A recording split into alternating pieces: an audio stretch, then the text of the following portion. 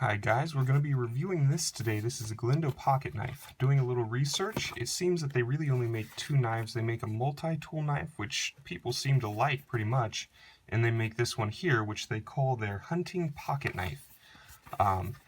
It does appear that they do have a lifetime warranty on this, although I'm not sure if for the price it's worth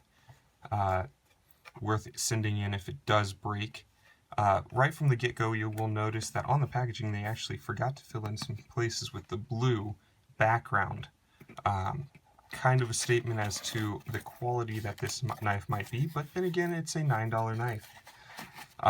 When you open it up, you will have your little Gelindo support tag,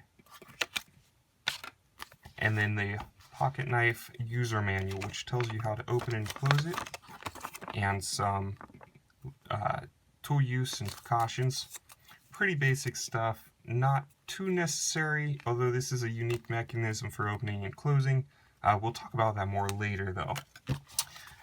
You get a nice carry pouch. It's a little bit crooked on mine. I have seen somewhere it's dead straight, but for $9 you can't complain too much. It's certainly above par compared to many others. The knife comes in a little plastic bag. Pull that out there. And I've cleaned mine up a little bit. I did already open this, guys, but it had a lot of oil on it. It still has pretty much oil on it, but it's not quite as bad now.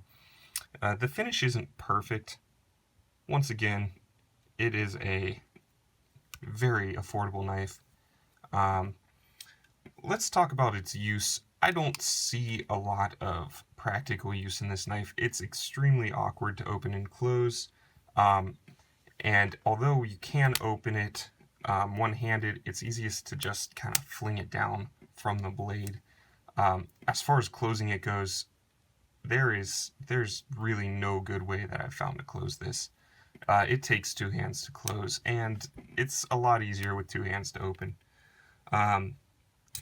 It does have a great amount of cool factor, though. It does have this lever action. Others might remember the Kershaw ET, which is now discontinued, which stood for external toggle. That's essentially what this design is. Now, as for its size, it's listed as a 108mm folder, which is 4.25 inches, or folded, and 181 unfolded, which is 7.13 inches. It does have a 3-inch blade on it, or just about. It's a little bit, it's like 3.1, I believe, for anyone that's curious. The steel is listed as sturdy black stainless steel. I've never heard of black stainless steel. This is stainless steel in with a coating. I would guess that it's about a 420 steel due to its price range. The blade shape is a clip point, a major clip point, but that's reminiscent of the Kershaw ET as well. Let's talk about the speed to open and close this thing. It's cumbersome. You can do this kind of thing with two hands where you fling it open and fling it close. I will say when you fling it close, it comes very close to your fingers, and it is not a recommended closing or opening method by Gelindo. They do recommend that you always use two hands to open and close it. If you kind of whip it open by the blade, it's a little bit quicker, but then once again, you do have that two-handed closing method, because when it is open, this does lock it in place. It will not move. You can see I'm holding the spine here, and I still can't push that blade close unless I push this up. The lockup, which I was just talking about, for a $10 knife, there's very little blade play. It's there, but as far as $10 knives go, it might be more due to the mechanical design of this mechanism, since it has 2 points of contact rather than the usual one. You really don't get much blade play. It is there though. There is a little bit of side to side, and there's not too much up and down. It's pretty good overall. The handle material is a thin steel liner. You can see that in there. There's a spring in there as well with, I believe these are all plastic. This one's kind of a rubberized plastic. They're just kind of screwed on. The screws, some of them I do know are stripped. I know one of these was stripped on there already and it won't come out. But there are cheaper imitations of this knife where these are so flimsy they just wobble back and forth. This one doesn't. The Gelindo is definitely the superior of the imitations out there that I've found. So not a bad job on that. I don't think that this handle is going to go through too much stress that you would need it too much stronger than this, although it certainly could be better. But for, again, $10, not bad. Ergonomics, I'm going to say it again, this thing is awful to open close one-handed. Out in the field, you probably wouldn't want this, which makes me question why they would call this a hunting knife. In the hand, it's not too bad, but you will notice that there's really no jimping up here. It's pretty slick. And down here, that little finger area, you could easily slide up onto the blade. Now this blade, they say it's razor sharp. It is. It's sharp, but certainly not razor sharp. It will cut paper, but as you can see, there's a bit of ripping action in there as well. Certainly could get the job done if that's all you're looking for, but it's certainly not razor sharp either. Speaking of the blade real quick, if you look at that point, let's see, can we get it? It is not centered at all. It's definitely ground more on the right side than it is the left. It's, it's sharp. It could use a little work. I'll probably sharpen this one myself afterwards, and get that kind of hair splitting blade on there. The clip design. Let's go over the clip design. Now, you don't have to use the clip because they do include this little belt sheath for it. Not badly made. If you do use this, make sure to put this clip towards the back. Otherwise, it gets caught when you try and pull it out. If you got this clip on the front and you're pulling it out, it gets kind of stuck up on there. Right there.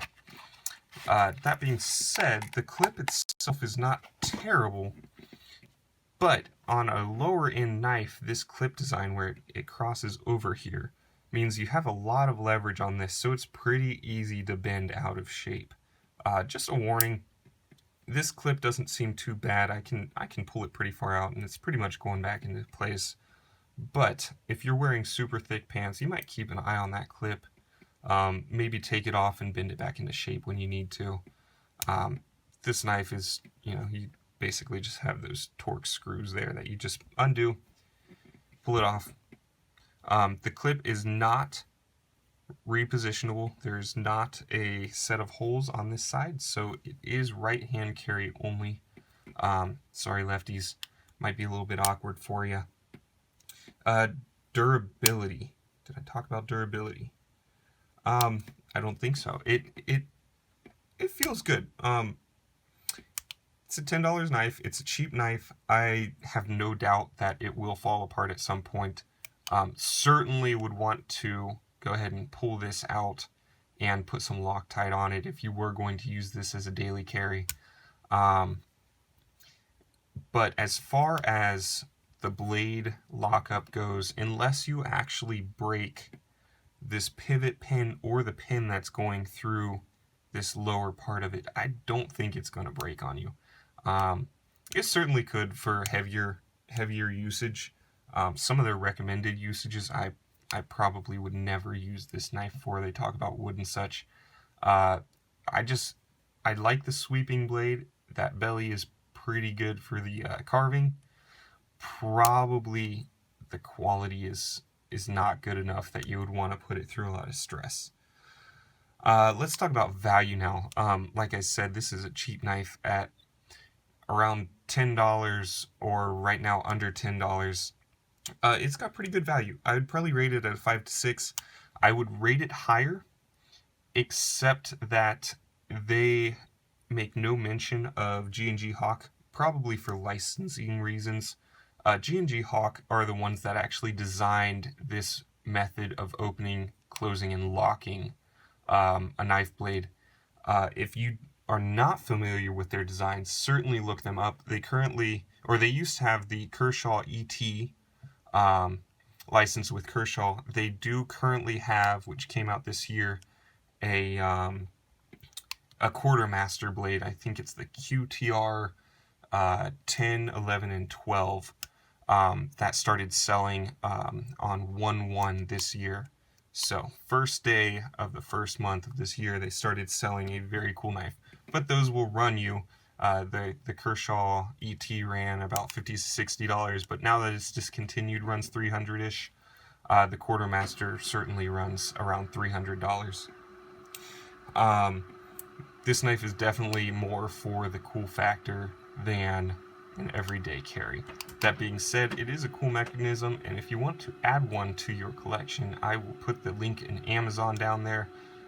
For me, this is more of a placeholder until I can actually get a G&G Hawk design, because I really want to support those knife makers. They are super cool. They are always coming out with some cool designs.